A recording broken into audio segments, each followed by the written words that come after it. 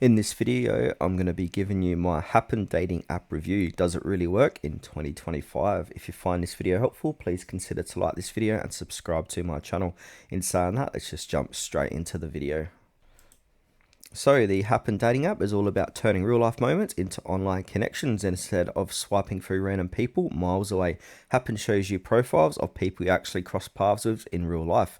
It uses your location to match you with nearby users, so the person you saw at a cafe or on your commute could end up being your next match. It's a unique idea that brings dating a little closer to reality, literally.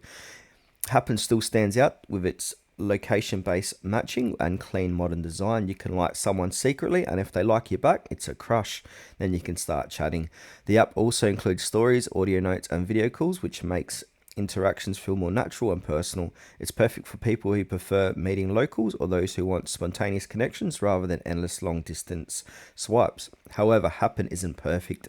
Since it relies on location, your experience heavily depends on how many people use the app in your area. In smaller towns or less active regions, matches can be limited.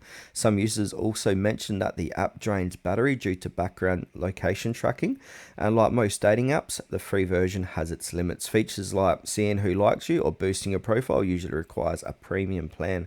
But overall, the Happn app still works well in 2025. If you live in a busy city and like the idea of meeting people you actually cross paths with, it's safe, easy to use, and adds a realistic twist to modern dating.